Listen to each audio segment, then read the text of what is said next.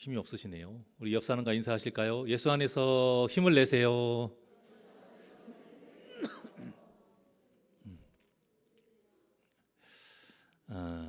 힘을 내십시오. 어떤 공장에 큰 기계가 고장이 나서 갑자기 멈춘 거예요. 그래서 이제 AS 기사를 불렀는데 고치지를 못해요. 또 다른 기술자들을 또 불러서 계속 고치도록 했는데 이리저리 다 살펴보는데도 고치지를 못해요. 그렇게 발만 동동동 구르고 있는데 나이가 지극히 든 어떤 노신사가 오더니 기계를 그냥 이렇게 대충 살펴보는 것 같은데 어느 부분을 살짝 만지니까 기계가 작동하는 거예요. 어떻게 그럴 수 있을까? 간단합니다. 그 노신사가 바로 기계를 만든 장본인이기 때문이에요. 그 사람이 만들었기 때문에 어디가 고장난 줄 알고 또 그 고장난 부분만 효율적으로 고칠 수 있는 거예요. 그렇지 않은 사람들은 자기가 만든 게 아니니까 기술이 아무리 뛰어나도 별의별 데를 다 살펴봐요. 시간만 가고 또 문제를 잘 찾지도 못해요. 그러니까 그 기계를 만든 사람이 만지는 것이 가장 확실한 해결 방법인 거예요. 자, 마찬가지로 우리의 문제, 우리의 이 죄의 문제를 해결받으려면 어떻게 해야 될까요? 당연히 우리를 지으신 하나님만이 해결해 주실 수 있어요. 하나님께 의지하고 하나님의 방법을 통해서 우리의 이 죄의 문제를 해결해야 됩니다. 세상 어떤 존재가 죄의 문제를 해결할 수 있습니까? 오직 창조주 하나님만이 해결하실 수 있는 거예요. 그리고 우리에게 그저 그냥 가만히 있으라는 게 아니라 우리가 요즘 얼마나 기계가 똑똑해요. 자기가 자가 진단을 해요. 자동차만 해도요. 타이어의 유압이 한쪽이 빠지면은 경고등이 뜹니다. 이쪽 타이어가 바람이 빠졌습니다. 그렇죠? 이쪽 문이 열렸습니다. 경고등이 뜨죠. 그리고 안전벨트를 매지 않았습니다. 이런 경고등이 뜨는 것처럼 하나님께서 우리에게 자가 진단할 수 있도록 매뉴얼을 주셨어요. 그게 바로 성경인 겁니다. 이 성경. 그래서 우리가 이 성경을 제대로 알아야 우리가 죄의 문제가 생겼을 때에 문제인 것을 바로 알아챌 수가 있어요. 진짜 위험한 게 뭐예요? 문제가 문제인 걸 모를 때. 의사의 입장에서도 하는 말이 그거예요. 차라리 겉으로 눈에 보이게 아프고 통증이 있는 게 낫다 이거예요. 그런데 암이 무서운 이유가 뭐예요? 어느 정도는 아무런 증상이 없어요. 뭐 만져지는 것도 없어요. 통증도 없어요. 그런데 눈으로 보이기에 뭔가 이상하다. 또 몸에서 무슨 통증이 생긴다. 그러면 이미 늦었다 이거예요. 고치기가 너무 어렵다라는 거예요. 마찬가지입니다. 우리에게 진짜 문제는 무엇이냐? 지금 내가 형통하게 사는 것 다 좋아요. 그런데 그 안에서 우리의 몸에, 우리의 영혼에 이 죄로 인한 문제가 생긴 것을 깨닫지 못할 때, 도저히 문제가 있는데 아픈 것을 모를 때에, 아프면 우리가 몸에 문제가 생기면 아파야 되잖아요. 그게 건강하다는 하나의 또 신호거든요. 싸우는 거예요. 우리의 좋은 것과 이 나쁜 것이 싸우니까 통증이 생기는 거예요. 이게 무슨 말이냐? 우리는 항상 죄를 짓잖아요. 그런데 우리가 예배 때마다 말씀을 듣잖아요. 그런데 이 말씀이 사실은 우리에게 이 약이거든요. 이 약을 우리가 처방받고 우리 몸에 있는, 영혼에 있는 죄와 자꾸 싸우라고 하고 있는데 말씀을 듣는데 어떠한 통증도 없어요. 말씀을 듣는데 어떠한 감동도 없어요. 말씀을 듣는데 어떠한 기쁨도 없어요. 이것이 아주 위험한 상태라는 거예요. 우리가 보약을 먹었으면 몸에 뭐가 나야 돼요? 힘이 나야 돼야 정상인 거 아닙니까? 보약을 먹었는데 힘이 안 나. 그럼 문제가 있는 거예요. 또 몸에 어떤 이상이 있는데 약을 먹었는데 치료가 안 돼. 문제가 있는 거예요. 그러니까 우리가 이 말씀을 지식으로만 먹어서 되겠습니까? 일단 말씀으로 우리의 문제가 무엇인지 진단해야 되고요. 그 문제가 파악이 됐으면 말씀에 기록된 대로 빨리 죄를 해결해야 돼요. 그렇지 않으면 우리 실패할 수 있습니다. 실컷 그러나 그 은혜로, 그러나의 은혜로 다 멸망받아야 되는데 하나님의 긍휼하심으로 우리가 구원의 은혜를 실컷 받아놓고 실패할 수 있다는 거예요. 그래서 우리가 이 실패하지 않도록 한번 오늘 본문을 통해서 좀 알아보려고 해요. 본문 1절에 보면은 뭐로 시작을 하냐면 사사들이 치리하던 때에 이렇게 시작이 돼요. 사사들이 치리하던 때에. 그러니까 지금 사사기서의 어떤 그 중간에 있는 상황인 것이죠. 이 룻기의 상황이 바로 이 사사기 속에 속해 있는 건데, 사사기 때가 언제입니까? 정말 평화로운 때에 더 하나님을 의지하고 하나님 앞에 바로 서는 것이 아니라 우상을 섬겨요. 그로 인해서 하나님께 심판을 받게 되잖아요. 징계를 받게 되잖아요. 그때에 또 그들이 하나님 죄송합니다, 잘못했습니다. 그럼 또 사사를 통해서 다시 회개하게 하시고 또 돌아와요. 회복이 돼요. 그러면 이제 정신 차리고 하나님을 더 잘 섬겨야 되는데 또 우상을 섬기고 또 매맞고 또 회개하고, 이것이 자꾸 반복되는 시기가 바로 사사기예요. 이런 사사들이 치리하던 때에 그 땅에 흉년이 들었다라고 나오고 있어요. 1절에 보게 되면 그 땅에 흉년이 들었다. 그러니까 어쩌다가 흉년이 든 게 아니에요. 이스라엘이 범죄했기 때문에 그 징계함으로 하나님께서 흉년의 기근을 내어주신 것입니다. 우리 삶 속에 어려움과 고난이 있을 때 무조건 내 탓이다, 어떤 문제가 있다, 자꾸 뭔가를 일부러 연결시키는 것도 문제지만 그런 문제와 어려움 속에 내 죄와 관련이 없다라고 생각하는 것도 문제예요. 신명기 28장 15절 이하의 말씀에 기록된 대로 이 본문의 환경은 뭐냐? 약속의 땅에 들어가서 하나님의 말씀대로 살지 않을 때에 저주가 임한다, 그 말씀대로 이루어지고 있는 거예요. 그런데 이때에 엘리멜렉의 가정이 어떻게 했느냐? 이 흉년을 피해서 모압 땅으로 간 거예요. 사실은 잠깐 갔다 오려고 했던 거예요. 그런데 10년이라는 세월이 지납니다. 그러면서 많은 불행을 겪게 되는데요. 우리가 이 과정을 통해서 성도가 실패하는 원인이 무엇인가 좀 알아보려고 해요. 자, 첫 번째 성도가 실패하는 원인은 이 흉년이라는 환경 때문이에요. 이 흉년으로 인해서 엘리멜렉의 가정이 약속의 땅을 떠나 이방의 땅 모압으로 갑니다. 엘리멜렉의 이름이 뭐냐? 하나님은 나의 왕이라는 뜻이에요. 하나님은 나의 왕. 그러니까 이 이름을 부모님이 지어주셨을 때에 어떤 뜻으로 지어주셨을까요? 하나님은 너의 왕이야. 그러니까 너는 앞으로 살면서 하나님을 잘 믿어야 돼. 왕으로 섬긴 백성처럼 하나님의 말씀대로 살아가야 돼. 이렇게 신앙 교육을 받은 사람이라는 것을 알 수가 있어요.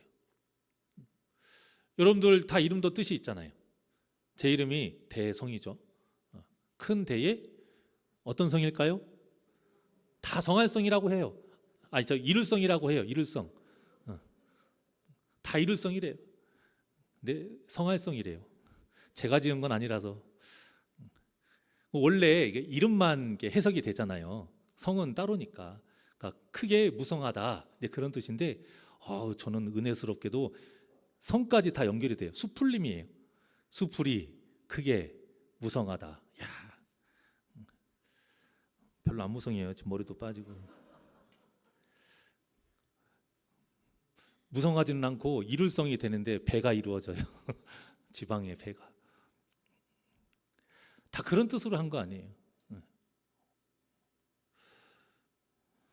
마찬가지인 겁니다. 엘리멜렉의 이름이 다 그 뜻이 있어서 믿음으로 자라기를 바라서 하나님이 이렇게 하나님의 뜻을 품고 부모님이 지어주신 거예요. 그런데 이 엘리멜렉이 그 이름대로 살지 않은 겁니다. 그러니까 이름값을 한다는 게 굉장히 신앙적인 말이에요. 우리 이름은 뭐예요? 대성이에요? 아니잖아요. 우리 이름은 그리스도인이에요. 무슨 뜻입니까? 예수님을 닮아가는 사람. 그러니까 우리는 다 이름값을 하면서 살아야 돼요. 그런데 이 이름값을 하려면 떠나면 안 된다는 거예요. 무엇을 핑계로요? 흉년이라는 핑계로.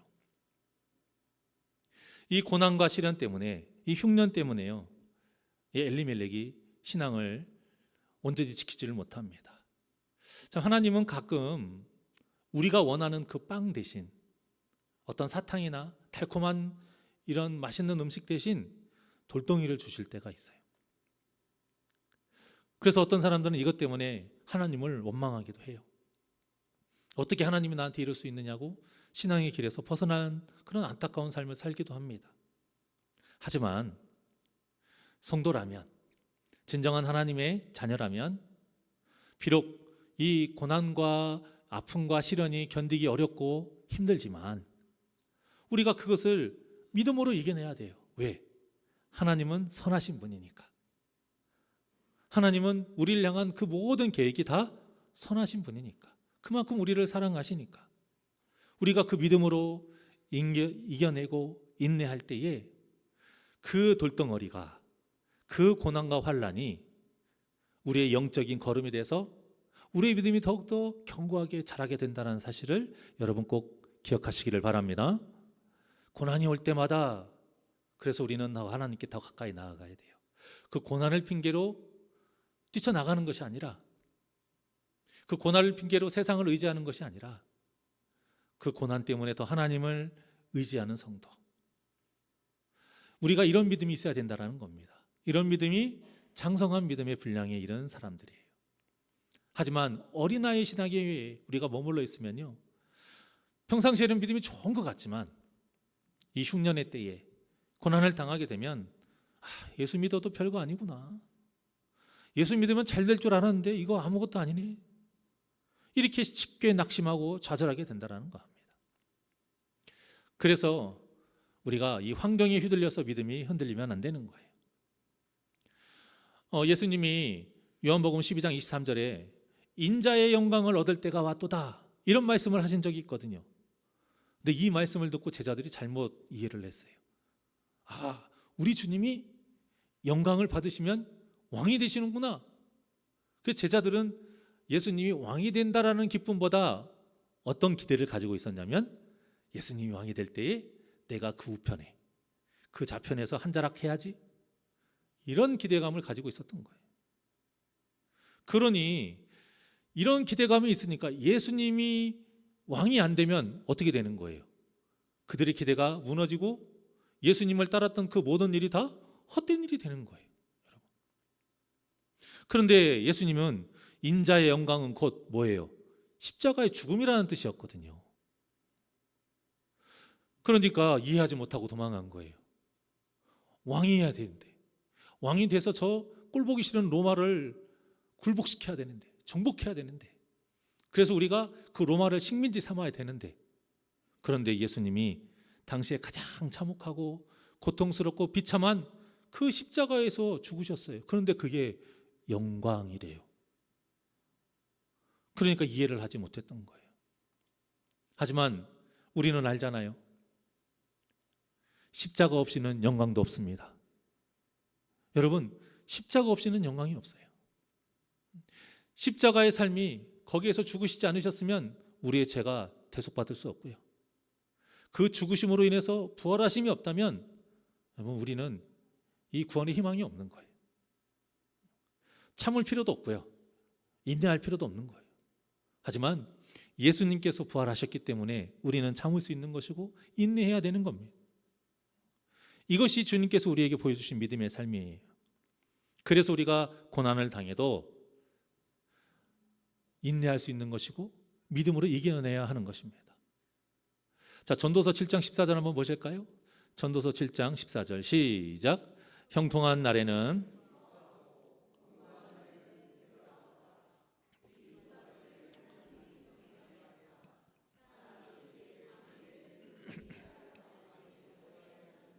아멘. 이처럼 사람은요, 누구나 고난도 있고요, 즐거움도 있는 거예요. 이 말씀 뭐라고 했습니까?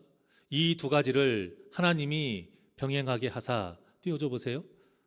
사람이 그의 장래일을 능히 헤아려 알지 못하게 하리라. 사람의 얄팍한 이 습성을 잘 알고 계시는 거예요.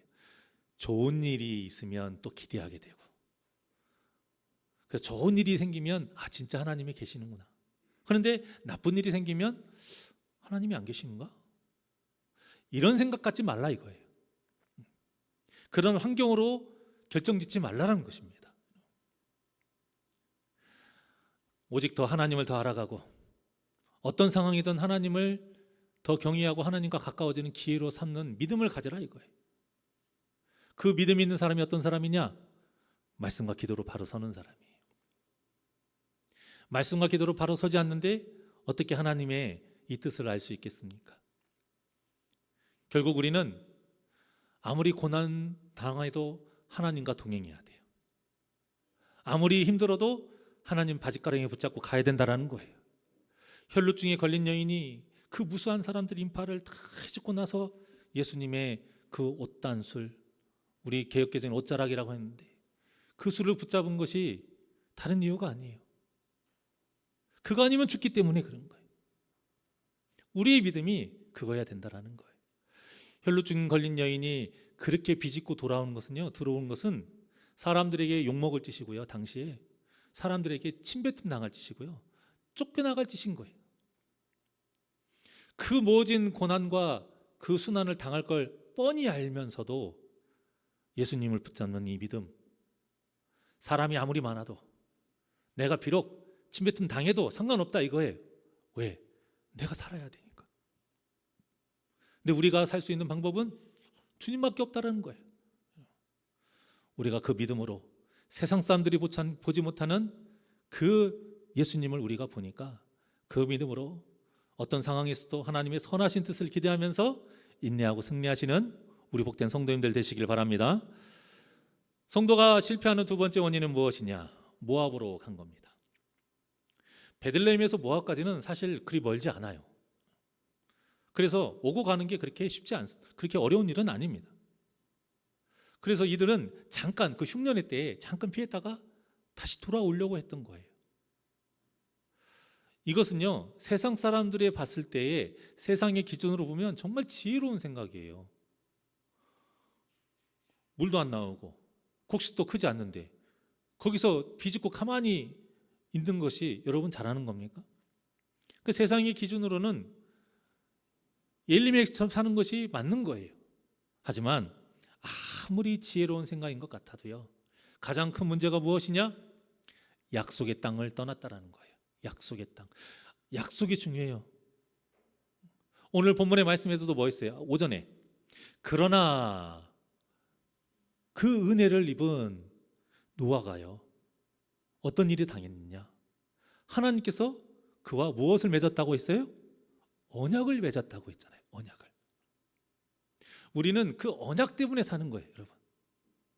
우리가 환난과 고난 속에서도 지킬 수 있는 이유는 그 언약 때문인 거예요. 하나님이 약속해 주셨거든요. 내가 반드시 너희를 구원하리라.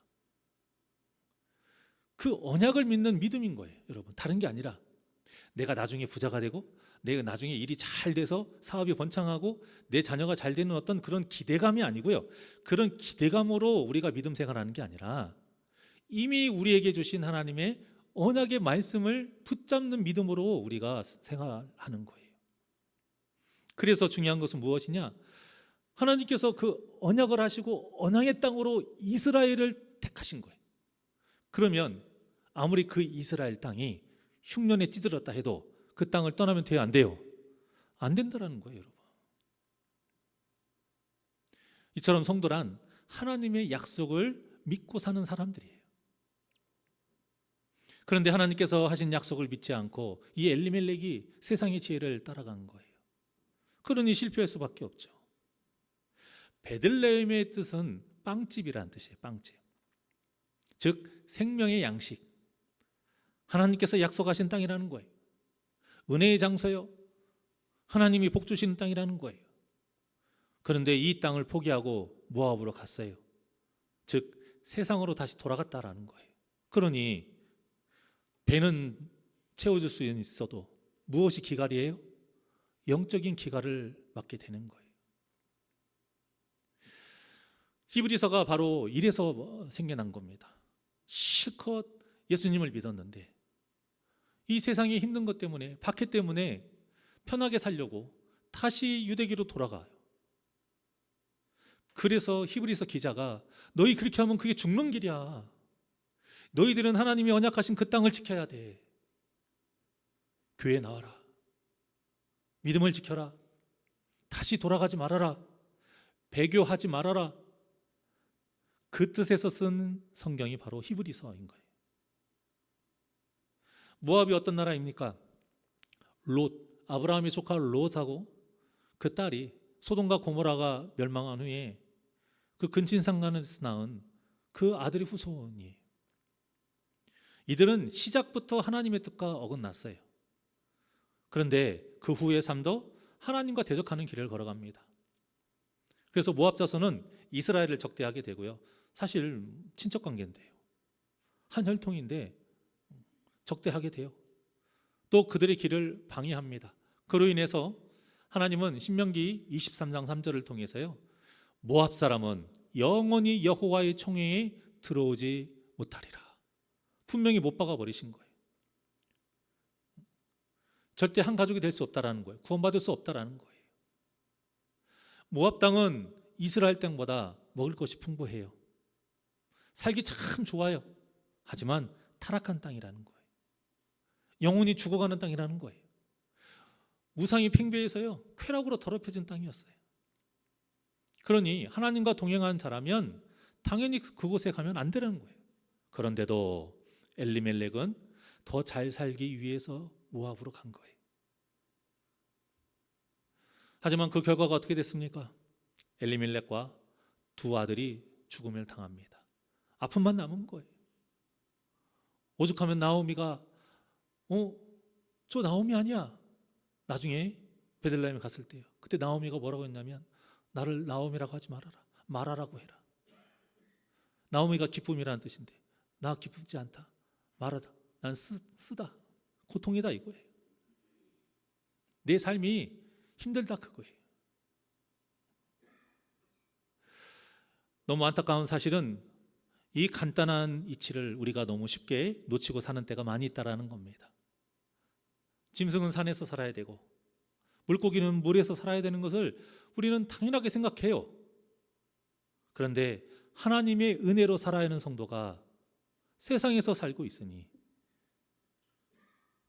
이게 정말 큰 문제 아니겠습니까? 이처럼 엘리멜렉은 영적인 삶보다 육적인 삶을 더 소중하게 여기며 사는 헛된 삶을 살았어요. 하지만 하나님의 백성은 영원한 하나님의 나라를 바라보는 사람들입니다. 우리가 예수님을 믿고 주인으로 섬겨서 하나님의 자녀가 됐다는 것은 이제는 육적인 삶을 쫓아가지 아니하고 영적인 삶을 살겠다라는 결단이, 이 결단이 있어야 우리의 삶의 목적이 바뀌는 거예요. 우리 삶의 목적이 바뀌어야 가치관이 달라져요. 삶의 가치가 달라졌기 때문에 우리에게 주어진 시간을 다르게 사용하는 거예요. 주일날이 얼마나 좋아요. 5월 달에 2일인가가 임시 공휴일이 안 된다고 해서 황금 연휴가 하나가 빠졌다고는 하는데, 주일이 끼게 되면은요, 심지어는 요즘은 4일 5일이 그냥 명절도 아닌데 연달아 이렇게 쉬는 데예요. 그런데 꼭 그 중간에 뭐가 끼었어요? 주일이 끼었어요. 이 시간에 교회 한 번만 빠지면 4, 5일을 가족과 얼마나 좋은 땅에서 좋은 곳에서 맛있는 음식 먹으면서 편하게 쉴 수 있습니까? 하지만 우리는 영적인 삶을 살아가고 땅의 것을 생각하지 않겠다고 우리가 결단했기 때문에 우리가 주일에 이렇게 나와서 예배해야 되는 것이에요. 이것이 바로 진짜 삶의 목적이 바뀐 사람, 가치관이 바뀐 사람인 거예요. 그런데 실제 삶은 영원하지 않은 삶을 사는 것처럼 이 땅에서 좀 더 잘 사는 길을 택하고 있는 것은 아닌지, 매 예배 때마다 사도신경을 통해서 영원히 사는 것을 믿는다고 우리가 고백을 하지만 삶 속에서는 정반대의 삶을 사는 것은 아닌지 우리가 점검해 봐야 한다는 겁니다. 그래서 아무리 힘든 환경이라 해도요, 초대교인들과 같이 절대 세상과 타협하지 않는 그 대적 같은 믿음으로 항상 승리하시는 우리 복된 성도님들 되시기를 바랍니다. 자, 마지막 성도들이 실패하는 원인은 이방 여인과 결혼한 거예요. 분명히 신명기서 23장 3절 이하에 보면 모압 사람하고는 절대 같이 화합도 하지 말고 그들을 위해서 기도도 하지 말아라. 이렇게 하나님이 말씀하셨어요. 얼마나 그 모압 사람들이 하는 그 일이 타락했으면 그랬겠습니까? 그런데 그 사람들하고 결혼까지 했으니 당연히 실패할 수밖에 없죠. 사도 바울은 고린도후서 6장 14절에서 믿지 않는 자와 멍해를 같이 하지 말라 이렇게까지 말했어요. 믿지 않는 자와 멍해를 같이 하는 것이 너무 하나님이 싫어하시는 일이라는 거예요. 이처럼 성경은 이방 여인과 결혼하는 것을 우상 숭배 그 자체로 말하고 있습니다. 그 시작이 아무리 사랑으로 시작이 됐어도요, 결국 그 끝은 우상 숭배로 끝난다라는 거예요. 그 대표적인 예가 솔로몬 아닙니까? 사실 처음에는 솔로몬이 잘하는 것 같아 보였어요. 하지만 나중에 여인이 몇 명이요? 1000명. 인사만 해도 하루 종일 걸리겠어요. 이게 무슨 말이냐? 여인이 그냥 1000명 있다 그런 의미가 아니고요, 1000개의 우상을 섬기게 됐다는 거예요. 1000개의 우상을. 그래서 하나님의 마음을 최소한 1000번 이상 아프게 했다라는 말이고, 그 1000번의 우상 숭배를 통해서요, 이스라엘 땅에 1000가지의 멸망의 길을 그들에게 만들어줬다라는 뜻입니다. 누가요? 왕이요. 어떻게든 백성을 살려서 하나님의 백성으로 만들어야 되는, 이스라엘도 하나님의 나라로 통치해야 되는 솔로몬이 백성을 죽이는 왕이 된 거예요. 나라를 멸망시키는 왕이 된 거예요. 하나님의 나라를 세상의 나라로 타락시킨 왕이 된 거예요. 이것이 지혜롭다고 칭송을 받은 솔로몬의 진짜 영적인 평가입니다. 그러니까 많이 가졌다고 다가 아니에요. 건강하다고 다가 아니고, 권세를 가졌다고 다가 아니, 오히려 사탄이 이런 것들로 우리를 더 타락하게 만든다는 사실을 잊지 않기를 바라십니다. 솔로몬이 사실 너무 편하게만 살았어요. 물론 성경에서 만약에라는 말은 굉장히 위험하고 하면 안 되지만, 차라리 저는 솔로몬이 다윗처럼 한번 좀 쫓겨봤으면 어땠을까? 이방 나라에 전쟁터에 한 번이나 좀 나가봤으면 어땠을까? 전쟁에 져서 한번 도망 다녀봤으면 어땠을까? 그러면 좀 달라지지 않았을까? 라는 생각이 듭니다. 왜요? 솔로몬은 말 그대로 숟가락만 다 차려진 밥상에 숟가락만 얹은 사람이거든요.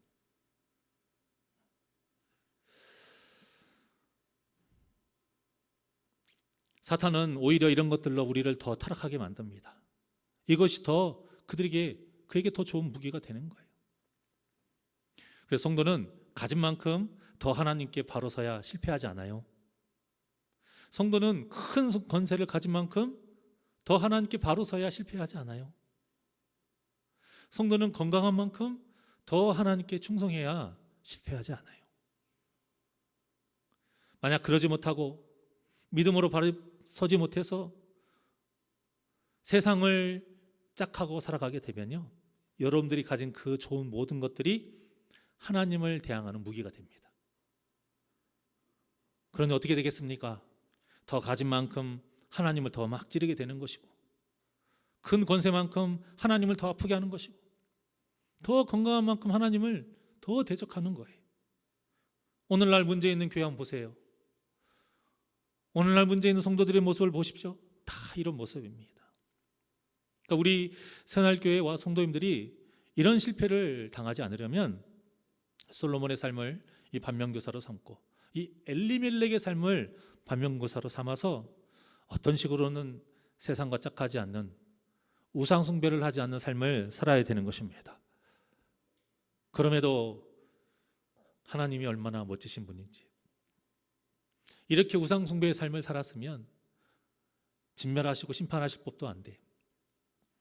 우리 하나님은요, 이 룻이라는 또 이방 여인을 통해서요, 또 이 가정을 멋지게 또 회복시킵니다.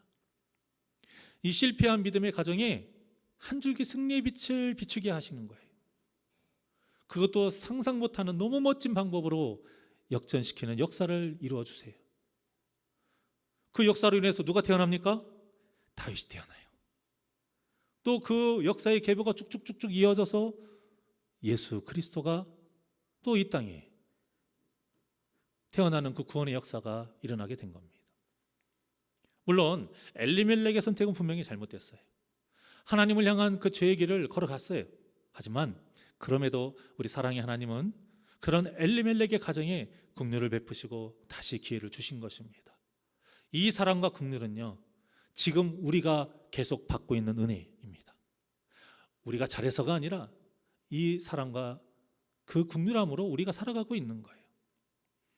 룻기서에는 이 아름다운 하나님의 사랑과 역사가 정말 많이 기록되어 있습니다. 그래서 우리는 이 룻기서를 통해서 제 가운데에서도 우리에게 손을 내밀어 주시는 그 하나님의 그 은혜의 손을 꼭 붙잡는 믿음을 배워야 되고요, 기회를 놓치지 않고 바로 회개할 수 있는 그 믿음을 배워야 됩니다.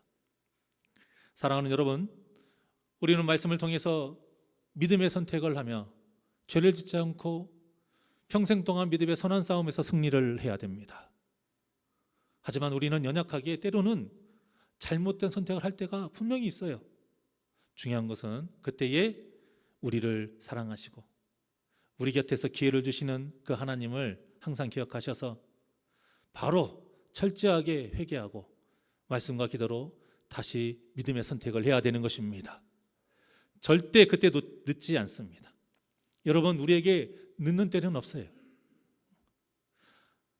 그 기다리시는 아버지의 모습처럼 집 나간 탕자를 기다리는 그 아버지의 모습이 바로 우리 하나님의 그 모습이에요. 마귀는 이미 늦었다라고 계속 말해요. 너 같은 것 어떻게, 나라도 안 돼, 너라면 하겠니? 그렇게 우리를 미혹하지만 여러분, 우리는 그 소리에 귀 기울이면 안 됩니다. 우리는 오직 내 안에 보혜사 성령님, 우리에게 선물로 주시는 그 성령님의 소리에만 귀를 기울여야 돼요. 어떤 소리예요? 하나님은 너를 사랑해. 하나님은 항상 우리 곁에서 도우신다라는 그 성령의 소리.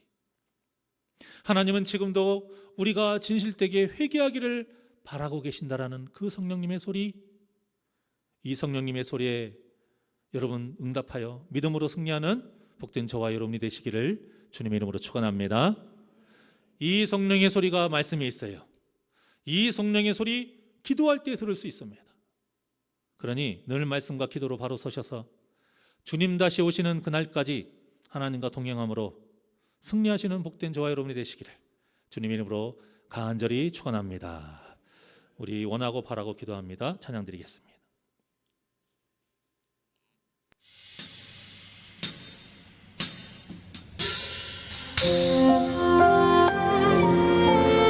우리가 실패하지 않으려면 이 찬양의 가사처럼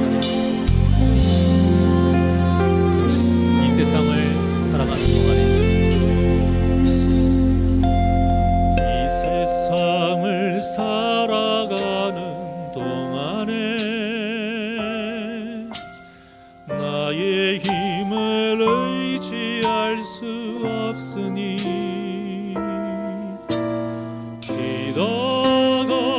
낙심하지 말 것은 주께서 참 소망이 되심이라.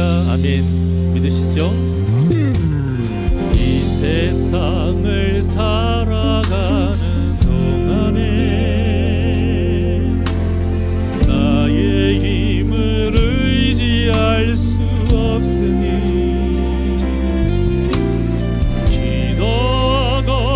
낙심하지 말 것은 주께서 참 소망이 되심이라.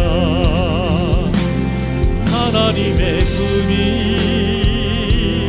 나의 비전이 되고 예수님의 성품이 나의 인격이 되고 성령님의 권능이 너의 능력이 되길 원하고 바라고 기도합니다. 우리 두 손을 가슴에 얹고 결코 절대 실패하지 않겠습니다. 우리 결단하는 마음으로 찬양합니다. 주의 길을 걸어가는 세상의 것 의지하면 안 됩니다. 세상의 것 의지할 수 없으니 언제나 감사합시다. 감사건 낙심하지 말 것을 주께서 참 기쁨이 되심이라. 하나님의 꿈이 나의 비전이 되고 예수님의 성품이 나의 인격이 되고 성령님의 권능이 나의 능력이 되길 원하고 바라고 기도. 하나님의 꿈이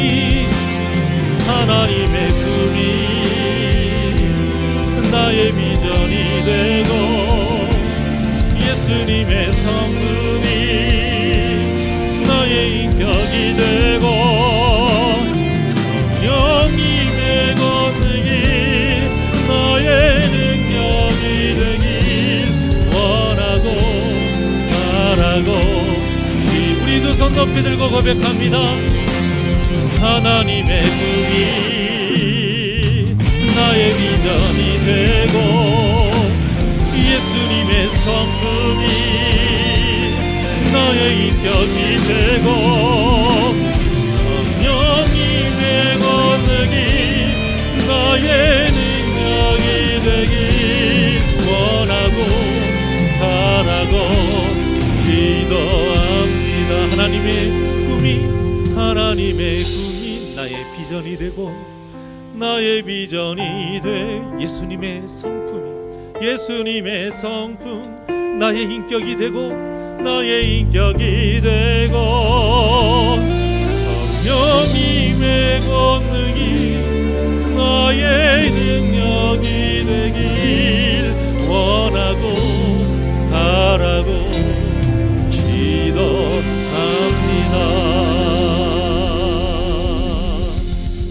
사랑의 하나님, 예수님의 그 귀한 보혈로 절대 구원받을 수 없는 우리를 구원의 은혜를 베풀어 주심에 감사를 드립니다.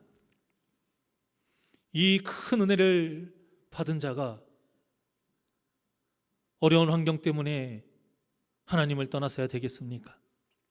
우리 사랑하는 새날교회 성도들, 굳건한 믿음을 주시어서 그들의 모든 고난과 시련이 주님을 떠나는 이유가 되지 않게 하여 주시옵시고, 어떤 어려움과 아픔 속에서도 주님의 전을 떠나지 않고 예비하는 자 되게 하여 주시옵시고, 아플수록 더 기도하는 자 되게 하시고, 슬플수록 더 주님을 붙잡는 그 믿음으로 절대 실패하지 아니하고 승리하는 삶 살게 하여 주시옵소서. 세상과 짝하는 것은 영적인 간음이라 했습니다. 우상 숭배라고 했습니다.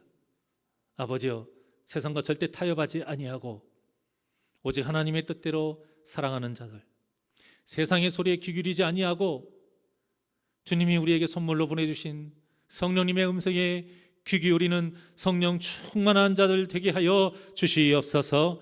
감사함 예수님의 이름으로 기도하옵나이다. 아멘. 찬송가 546장 힘차게 박수면서 찬양 드리시고 축도로 예배를 마치겠습니다.